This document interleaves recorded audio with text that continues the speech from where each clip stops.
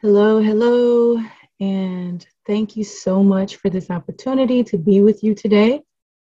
My name is Clarice Abdul-Bey, and I am a co-convener and co-director of Ouachita Foothills Youth Media Arts and Literacy Collective, and a convener of the Arkansas Peace and Justice Memorial Movement.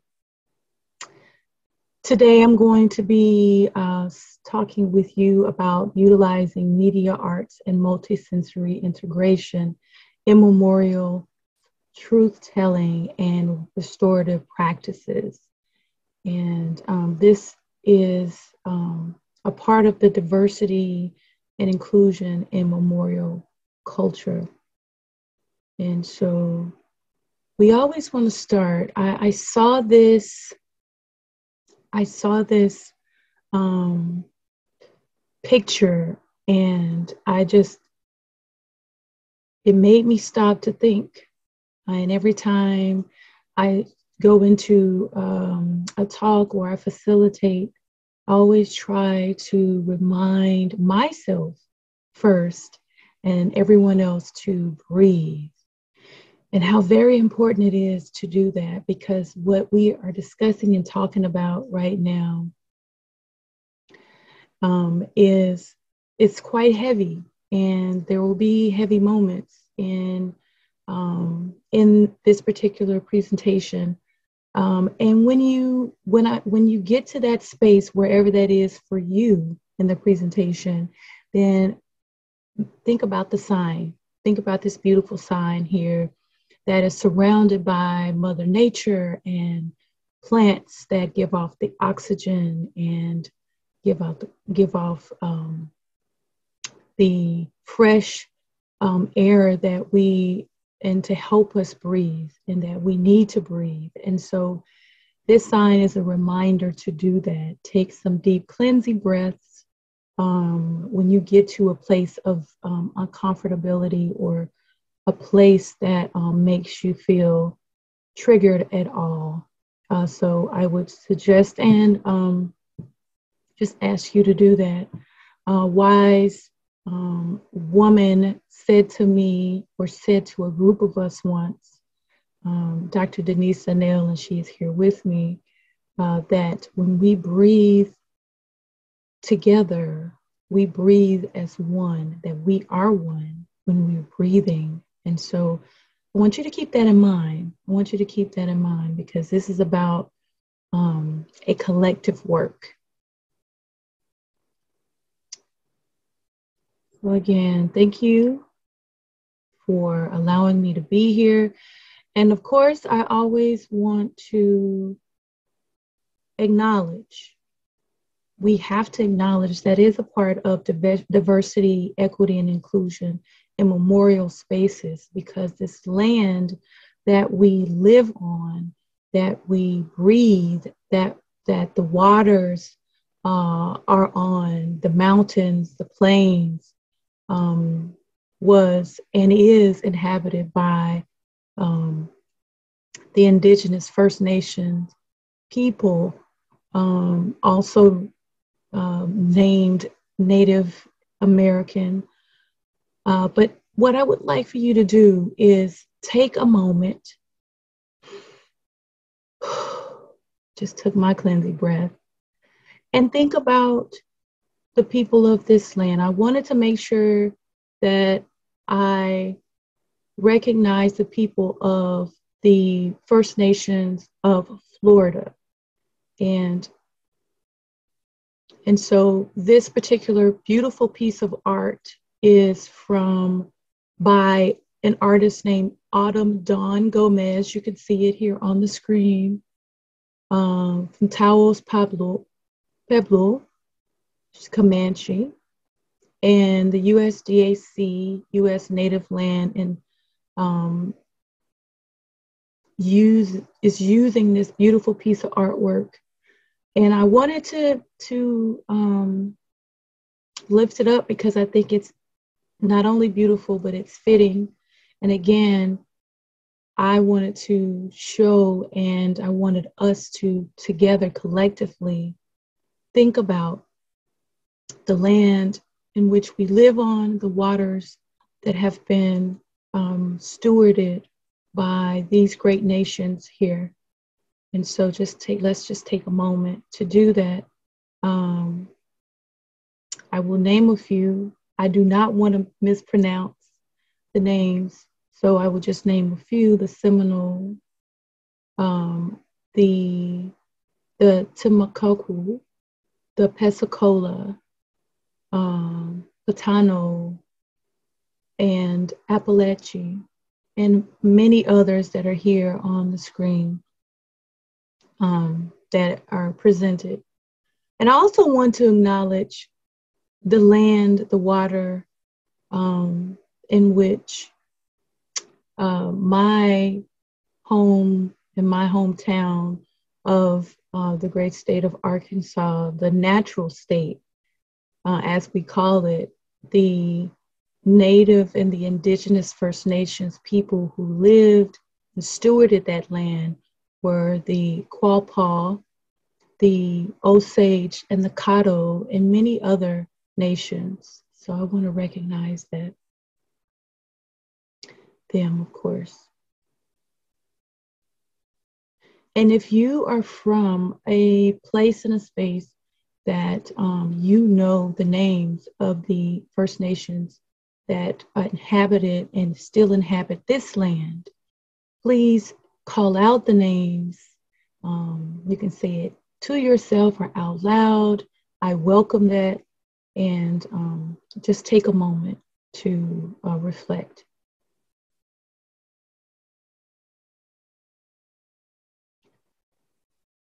So now that we are able to think about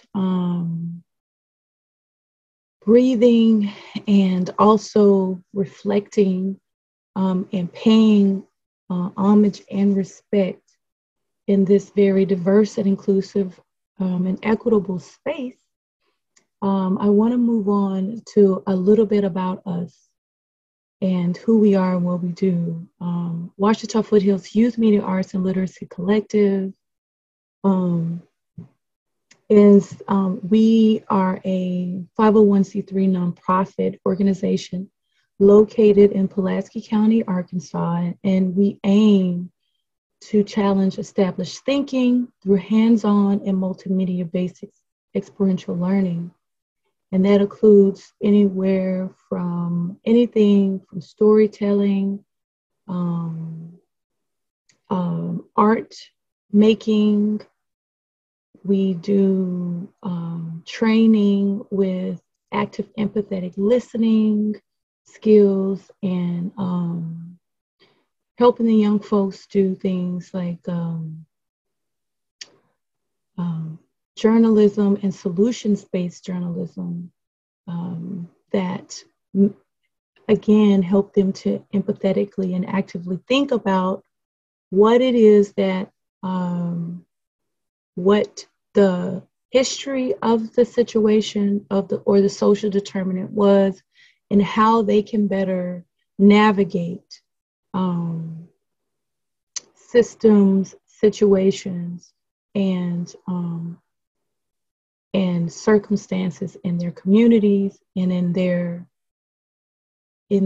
peer group. So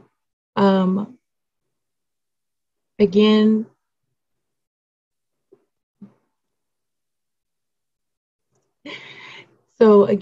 we want to make sure that we are talking about and telling the stories of often forgotten history.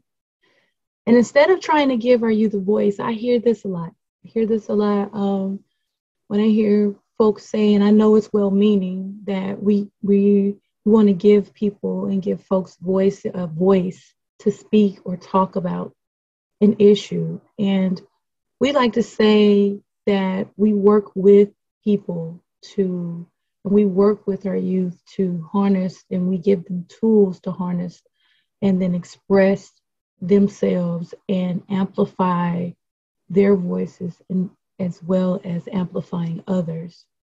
So we make sure that we say that and that we also demonstrate it. And then APJMM, which is the Pulaski County Community Remembrance Project, it's another initiative of WAFLMAC, and serves as a culture of remembrance and collective for memorial spaces. So it's a collective that we work with anywhere from the city of Little Rock, the county. There are 75 or so different counties, and we want to make sure that we are helping to support and be in solidarity with those counties as they create their own community remembrance projects. And so we have at least, I would say, about 5 different counties in our state that have initiated the community remembrance projects that are partnered with the Equal Justice Initiative out of Montgomery.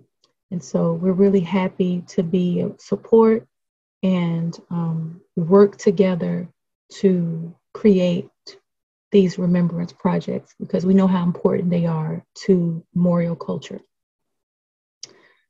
Some other things that we do with our youth, and we try, for us, it's important that we collaborate with schools and students, because our students are we say our future, but they are also our present. They are they are able to translate and cultivate the things that we teach them and take them into a different direction. And oftentimes that direction is innovative and very different than what we sometimes think. So I get very excited when we get a chance to work with students and different schools. If you're looking at this photo here, this picture was taken at the Hillary Clinton Children's Library, and it was in the basement area where they have a multimedia area. And we were in this particular photo, we had a group of students, both from the Memory Project and also from the city's work program in the summer. And these students were interested in media arts. And so we had the opportunity to work with them. And again, in this photo that you're looking at now, there was a group of a diverse and mixed group of students talking with a past graduate of 1957 of the Little Rock Central High School during desegregation. And this particular grandmother and granddaughter the grandmother was telling her story from a white student perspective at Central High School in 1957 during the desegregation. And so if you know anything about Central High, the Little Rock desegregation, and the history of Arkansas on a national, international level, then you know how very important it is in this photo and for these students to have a chance to get a different perspective of what happened during 1957. And so juxtaposed to the Little Rock Nine, which were the 9 Black students, all teenagers, all 14, 15, 16, around 15 or so years old, being the first to enter into an all-white high school and being tormented, literally, because of it, because they just wanted to go to school and have a better education and a better future. So if this is new information for you, please look up the Little Rock desegregation case. Also look up Central High School, and for more information about that history. Another photo here, which is one of our interns, Zia. She is now at Yale College. Shout out to Zia Talet. And she's interviewing. And another thing, what we talked about is we're training them in solutions-based type journalism and working to be able to find out what other solutions are out there for them. What other solutions, what else could have been done? What were the freedom fighters, the social justice advocates, what was possibly missing? What ideas could have been implemented? What laws, what piece of legislation, what idea? So we try to get them to think critically about that. And we work here showing how we're working with other media arts like youth radio and public radio. And also we work with churches to, to further our knowledge and our research. And so this is another example of arts activism and partnering and partnership, and how very important it is to partner. And this was during the 60th anniversary, 60 years later, of the Central High School and desegregation and the civil rights movement. And so this was a tweet that we were a part of, that we did a partnership with Youth Radio, and it was talking about the enrolling in Little Rock's all-white Central High School. It was talking about, it took you step by step through their process. And it is a really, really great resource. And if you get a chance, please go to the link and listen and look at the tweets. And I'm sure you will appreciate the information that's given. So here are more site mapping and listening spaces is what we also do. We site map. This is what you're watching or what you're looking at now is a walking tour that was conducted in partnership with the Little Rock National Site and Central High National Site, with students, with George West, who is a former history professor, and the Memory Project's students. Kwame is here, and that's him holding up a speaker.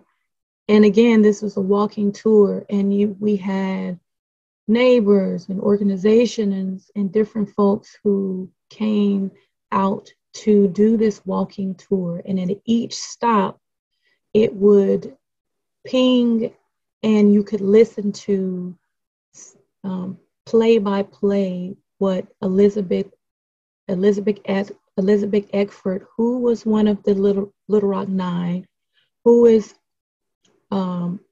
historically a part of the so much, but the changes that were being made. She was one of the students who showed up on the first day, and some things had changed for the rest of the group. It was said that they changed the location and the time in which they were going to meet, and she didn't get the call. And so because she did not get the call, she ended up walking alone up to the doors of Central High School, but it was a very hard and hurtful and traumatizing experience for her. And so these group of people are on my left-hand side here, where Kwame is holding the speaker up, is a large group that is at a checkpoint where Elizabeth was, and she is talking through what this experience was about.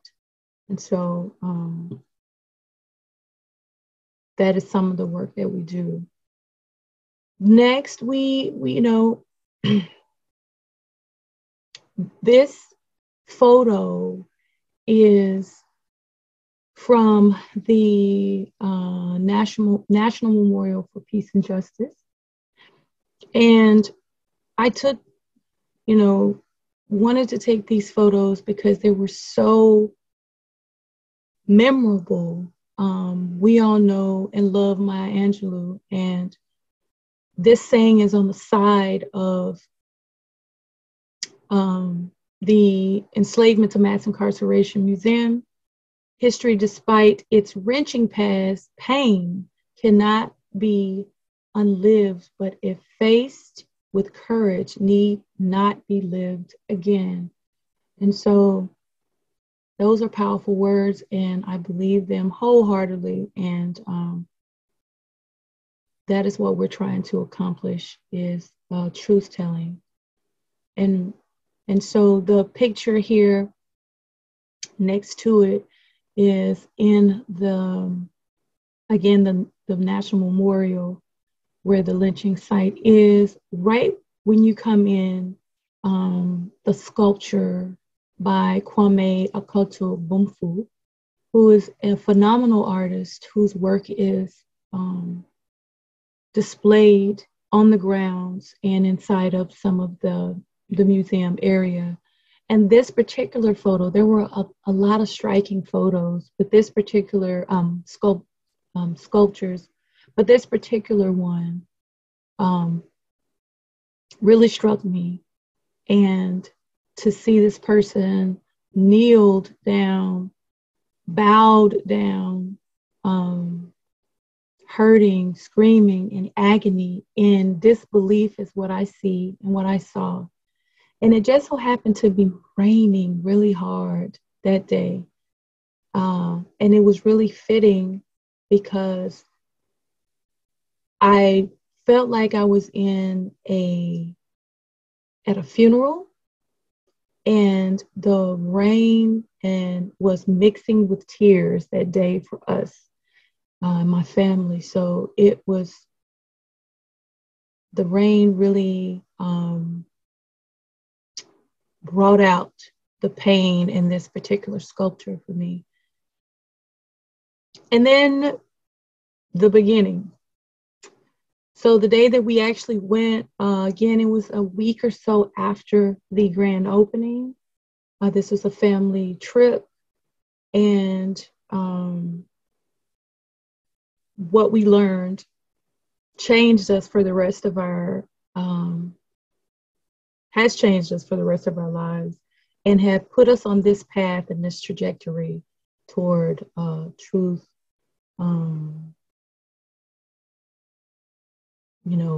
racial justice, restorative justice, transformational justice, and conciliation. And so Arkansas Peace and Justice Memorial Movement was born from that visit, that family trip. And our primary goals, you can see here, to memorialize victims of historical racialized violence in the state of Arkansas through geographical and genealogical research, soil collections, historical marker placements, and descendant acknowledgement with conciliation. The secondary goal of APJMM is to promote community-wide engagement in this process through educational curricula, artistic expression, and performance-based healing, intergenerational and interracial dialogue, and long-term truth and conciliation and racial justice activities. Now, the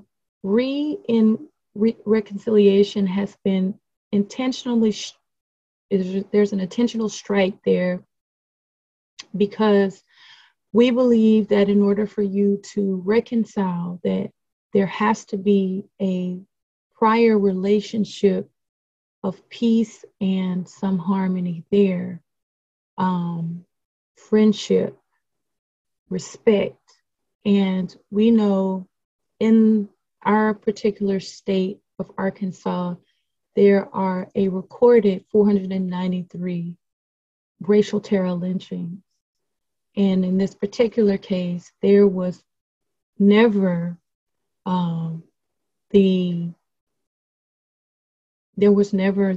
friendship, the peace, the respect given to Black individuals, Black communities. And so that's an intentional strike there, because we need to conciliate. And so that's just our little saying and our thought process. Here you can see our son Lorne, and they both look very bewildered in this particular photo. And I wanted to capture that because they were walking through the monuments, lynching monuments during that time. And again, here is a slide, photos of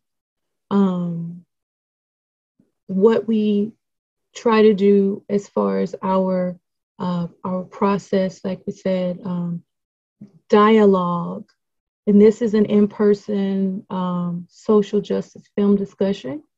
It was True Justice by Brian Stevenson, and we watched it, and then there was a following discussion afterwards. It's me facilitating, and then there are faith leaders of different religious faiths and religious backgrounds here on the stage. There, it was just a really well communicated conversation that we were able to have with one another. They were able to talk about their difference in social justice and how the church, the involvement of the church is very important. The involvement of the parishes, the involvement of the mosque, the involvement of the synagogues, and faith leaders of all backgrounds and all beliefs coming together and tackling the social, economic, and all of the issues and isms that we all face. So this was a really good discussion, and we had our first, and then COVID-19 hit, and of course there was the COVID-19 pivot, the famous COVID-19 pivot that we all know about, and experience as organizations. And so we created the Shelter in Place virtual film series. And it was a collaborative group like we talked about how important partnership is. Collaborative group of individuals, organizations that got together that were using this platform to show social justice films of all kinds in every community. On every level, there was a film shown in a diverse and inclusive way. If you go to Shelter in Place virtual film series, you go to APJMM, you'll see the link. If you go to our YouTube page, I'll let you know toward the end of our slide, where you can go and you can see all of the films that were shown during the 2020 Summer of Resistance. And so we were pretty busy during that time, and we wanted to be able to, since we were unable to be in person, to continue the work of having those cultural dialogues and social justice dialogues with our communities. Partnerships, again, and collaboration. The most important aspect, and this is a quote and information from the national Coming to the Table approach, is actually doing the transformative work of undoing racism in the community where you live. There are currently more than 40 Coming to the Table local affiliates and supports that establishments of such groups to provide spaces and truth-telling, deep dialogue, building relationships, healing, and taking action to dismantle inequitable systems of structures based on race. So in November 2019, APJMM Pulaski County Community Remembrance Project became the first affiliate chapter of Coming to the Table. And Coming to the Table is a national nonprofit that was founded by the Black and white descendants with the goal of creating courageous spaces for community members from all racial, ethnic, social, economic, and political backgrounds to sit down at the same table and engage in honest, meaningful, and productive discussions that are geared at developing a ripple effect throughout the same community. And since the work, quick on the draw with this thing, and since the work of Coming to the Table and the Equal Justice Initiative is interconnected, the Arkansas Coming to the Table affiliate chapter was weaved into the work of APJMM's Pulaski County Community Remembrance Project, similar to how the Maryland Lynching Memorial Project's county chapters are set up. To date, the APJMM's Pulaski County Community Remembrance Project, in collaboration with Professor Robert Richards and his class of students at the Clinton School of Public Service, shout out to Professor Richards, over 30 online interracial dialogues have successfully been conducted and 320 local and national participants hosted. And so we are really excited about this process and this progress that's happening with having these dialogues and how meaningful they have become, and what a great response that we've had, and to be able to share that with graduate students is awesome to me. Here we're going to transition a bit because this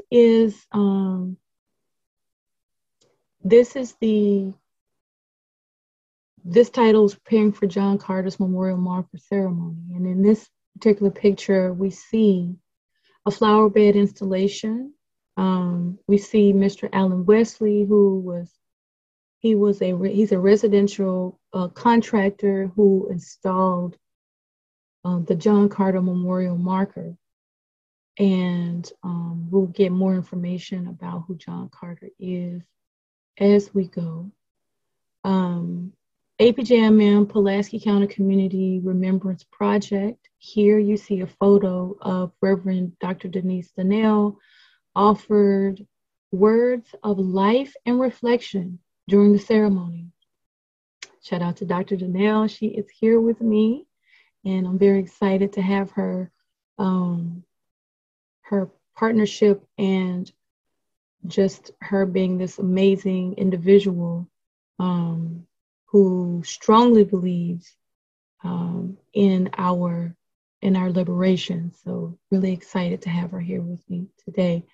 Dr. Denise Donnell in this photo is, she's participating in the soil collection and the soil ceremony that EGI created for the Community Remembrance Project. And it is a very, very powerful ceremony that families of descendants who are alive and who can be a part of students and the community are able to be a part of this process. And so this is, to me, a healing process. This is I would describe this also as a process of when you're trying to come to it's like an impasse of sorts, and you need closure. You need this process to get you to a different point in your journey of healing. And so this was a great ceremony to have for our community, because you could just see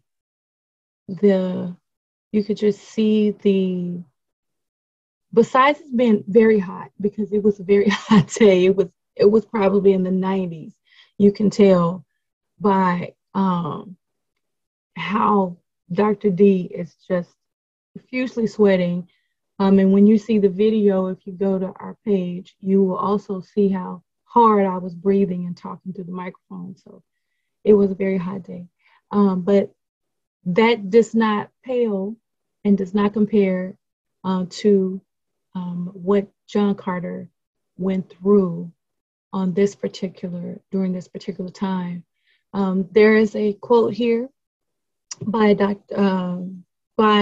Attorney Brian Stevenson, and he says here, "In this soil there is the sweat of the enslaved. In this soil there is the blood of victims of racial violence and lynching. There are tears in the soil from all those who labored under the indignation and humiliation of segregation. But in the soil, there is also the opportunity for new life, a chance to grow something hopeful and healing for the future."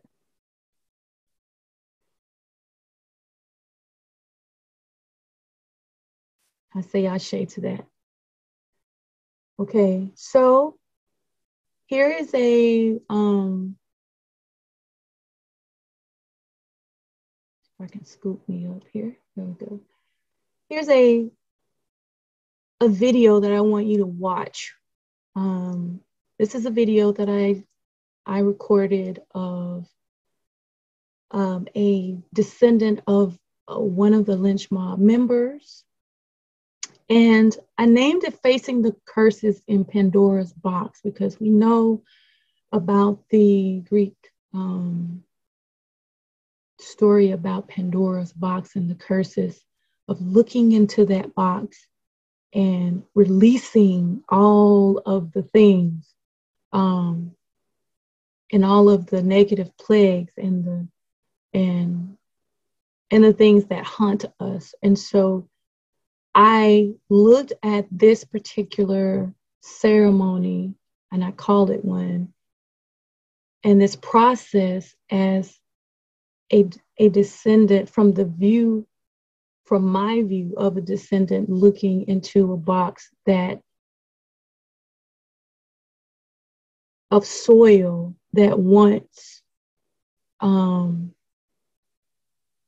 the past her ancestors were a part of the injustice of in the life and taking the life and being implicit in the life that was taken.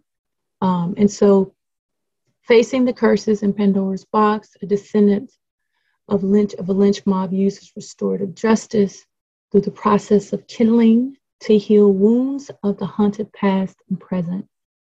And here we talk about Beth being the potter, and I'm going to play this video, and then we can talk a little bit about it. I want to share this with you.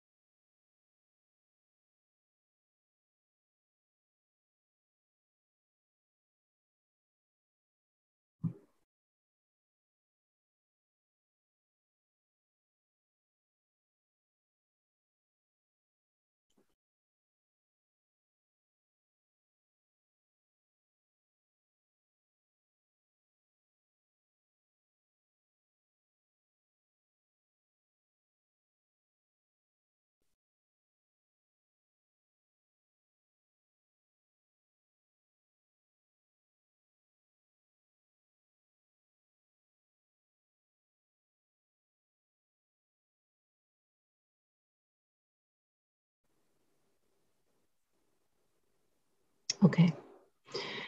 I wanted to share that with you because this was,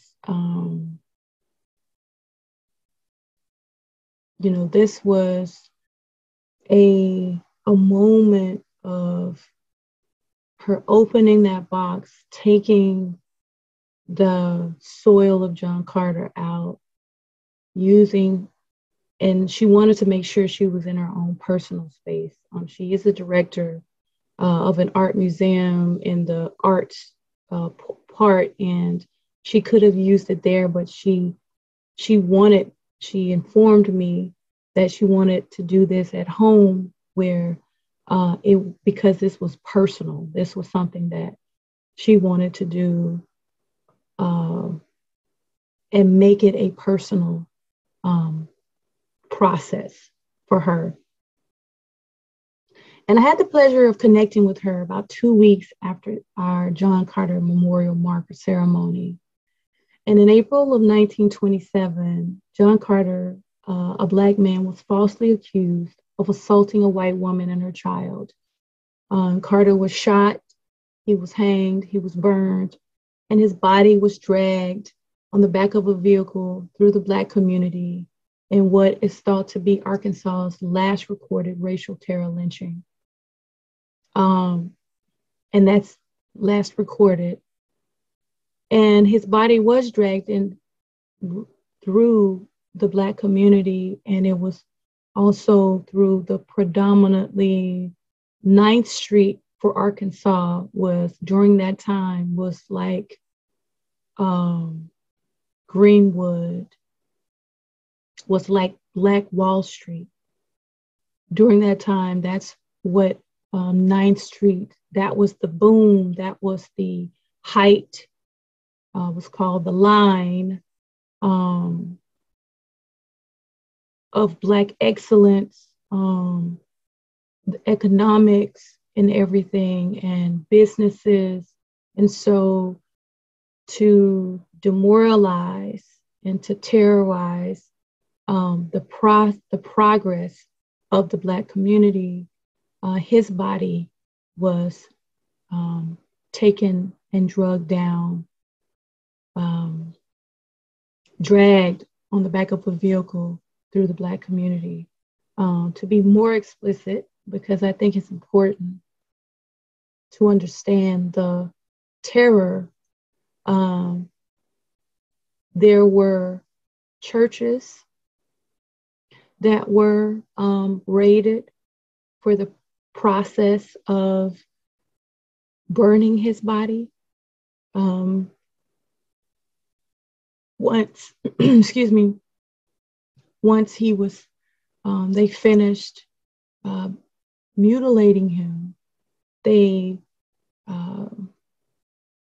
raided a church, took out some pews and doors, set a blaze in a fire, and burned his body. Also reported that one of his arms was taken off to direct traffic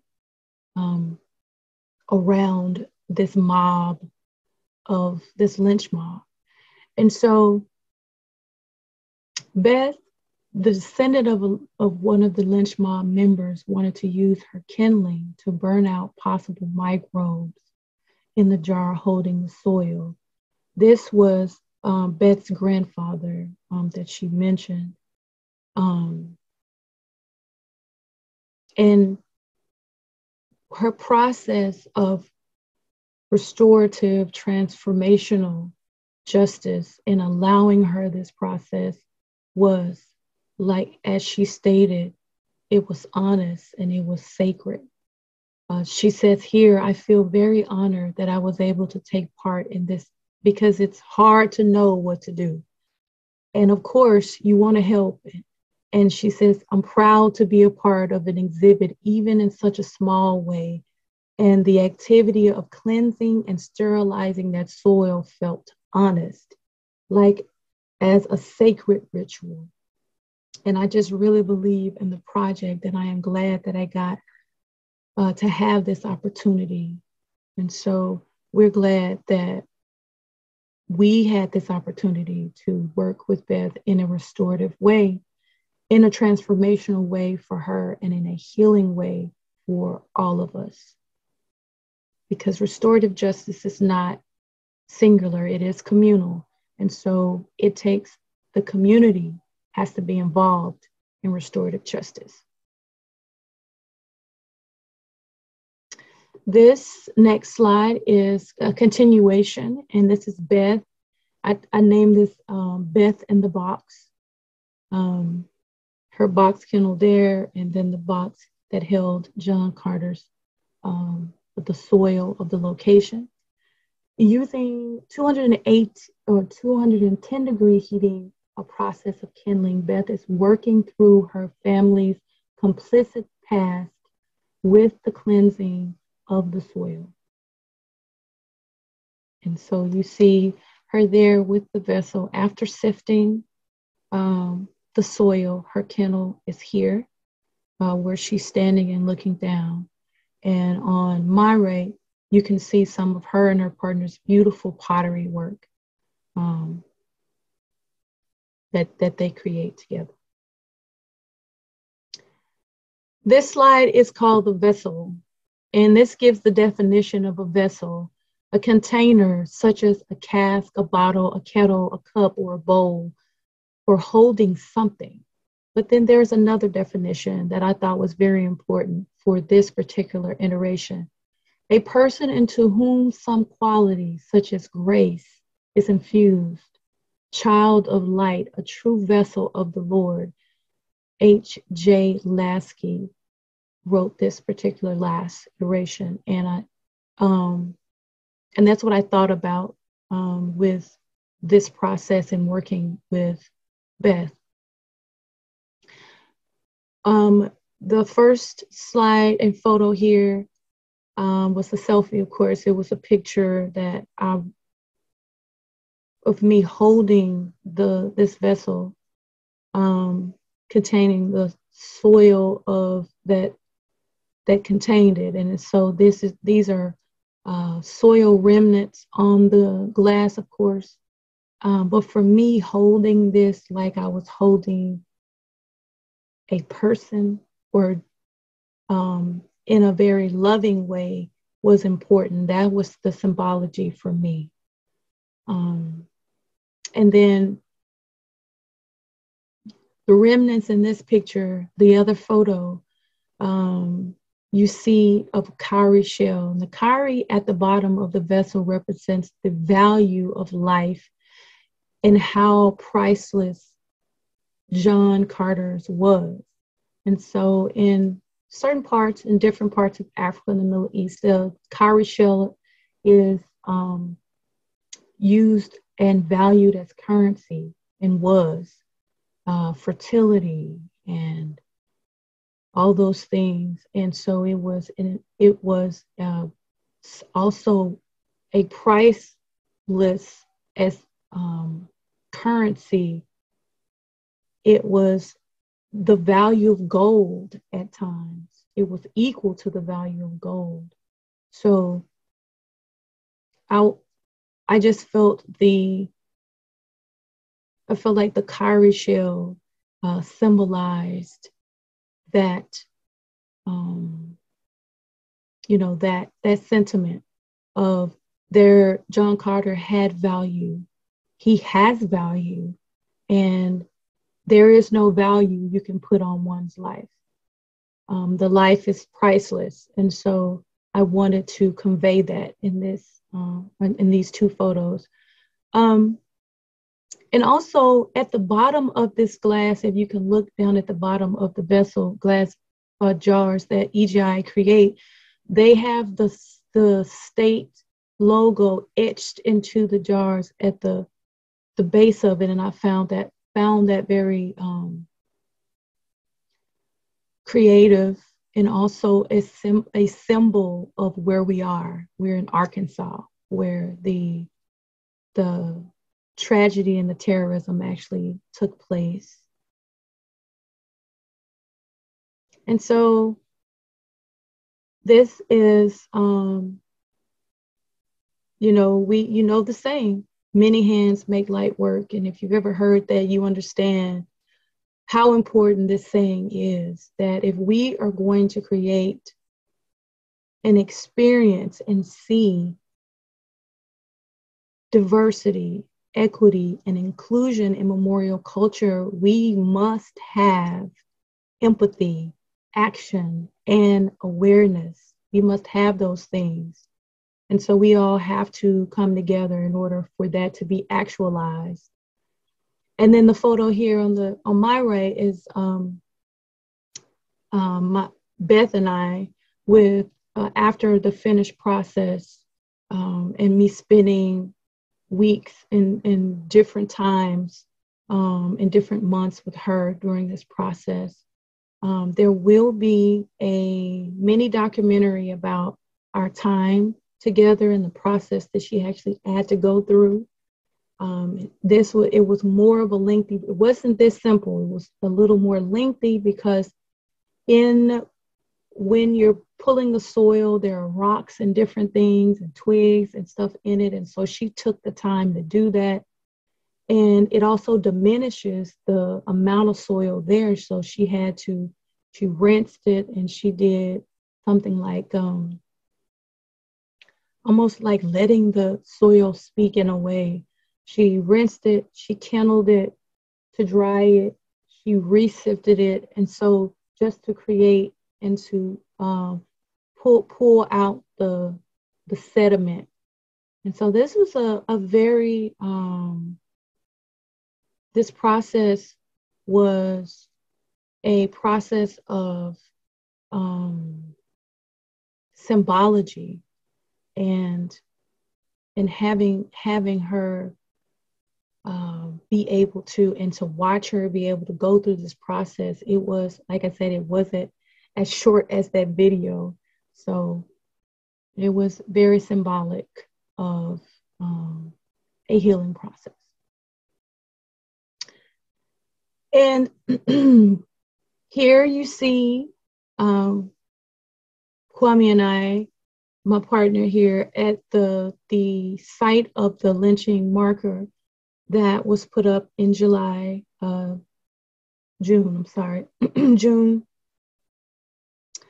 And it was June of last year of 2021. And so this is, we remember. We are saying we remember because we do. We will. And this quote from Malcolm X, I, for one, believe that if you give people a thorough understanding of what confronts them and the basic causes that produce it, they'll create their own program. And when the people create a program, you get action. So that's a very wise and wonderful quote from Minister Malcolm X. And we want you to learn more and stay connected. Stay connected. We want to be connected with you. I'm excited to be here with you. I'm very honored to be here with you. So please stay connected with us. This is our information.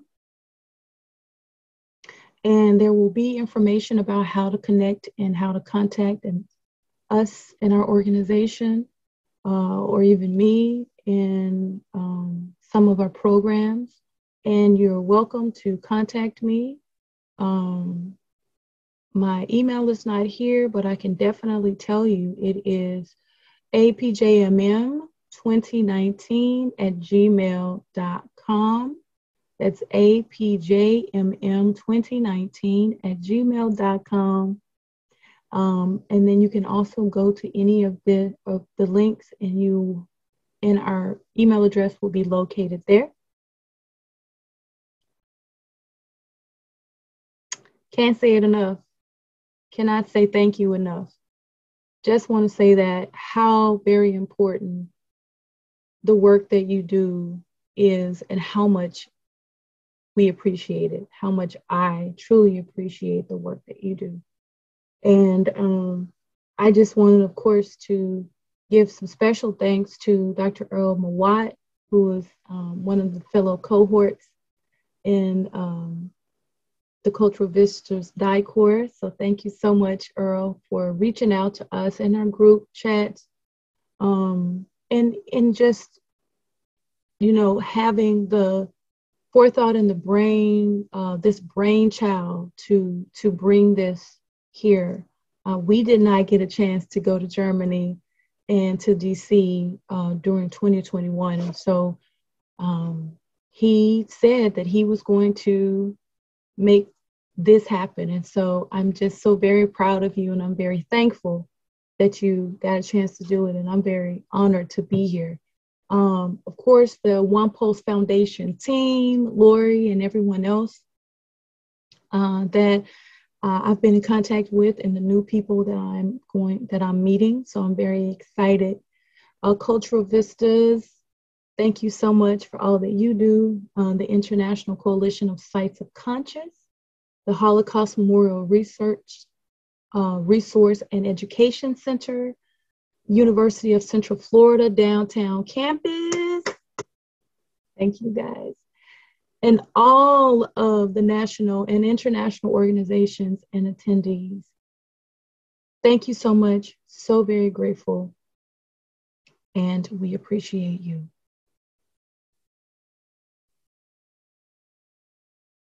And so I'm going to stop sharing my screen here.